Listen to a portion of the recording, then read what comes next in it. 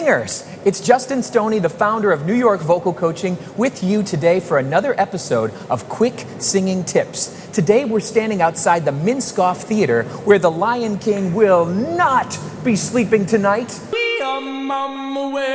In fact, this show has been playing on Broadway for over 20 years. I remember I saw this show myself in the year 2000 when I was just a wee young cub. And it's still running. Truly, the show must go on. And this leads us to today's question from James D. in Los Angeles, California. James writes, "Dear Justin, is it okay to sing when you're sick?" Awesome and important question, James. I know that most common vocal wisdom will tell you, no, you must never ever sing when you're sick. But you might have noticed that most common vocal wisdom is too cautious, too careful, too conservative. The truth is, there's times when we just have to sing when we're sick. Maybe it's the day of the big audition or competition. Maybe you've got the recording studio booked. Or maybe it's the night that you're making your Broadway debut. These are all times when we can't avoid having to sing when we're sick. But the problem is, most of us have been told that we should never ever do it. And that leaves us feeling very unprepared.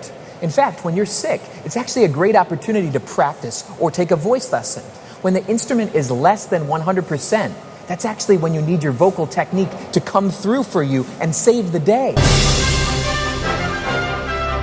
That's when you need your vocal technique to be its very best. Now, let's be clear. I'm not talking about when you have laryngitis or you can't make a sound. It's actually quite dangerous, and that's a time to keep quiet and not mess around.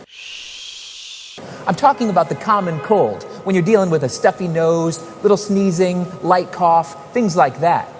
The times when it's unpleasant to sing, but certainly not impossible to sing. Those are the moments you'll need to focus in on the precision of your technique during your warm-ups, your practice, or your lesson. Now, here's some ways that you can focus when you're feeling sick. You'll need your flexibility. That means to make sure to spend even more time stretching out your head voice if you're a female and your falsetto if you're a male. You'll need your breath support. That means making sure that you're not pushing extra air or volume to compensate for your illness. You'll need nasal resonance. Your nasal passages might be blocked when you've got a cold, so you got to spend extra time with exercises that use M, N, and the NG sound to make sure that things can still resonate in this area.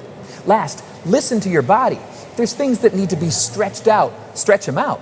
If there's spots in your voice that need extra warming up, warm them up. Try to not push on the areas that feel thick and heavy, but opt for a lighter coordination instead.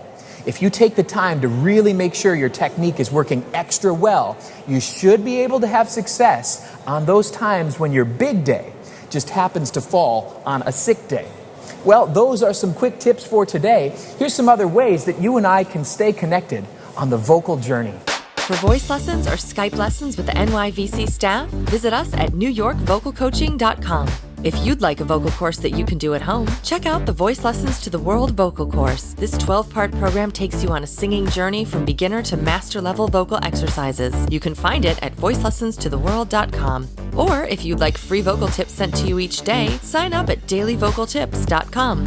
And now, here's Justin with this week's vocal benediction. Here's wishing you nothing but health and vocal health always. But in those times that you're feeling a little under the weather, trust your technique. You wouldn't be watching this show if you weren't somebody who cares deeply about vocal health.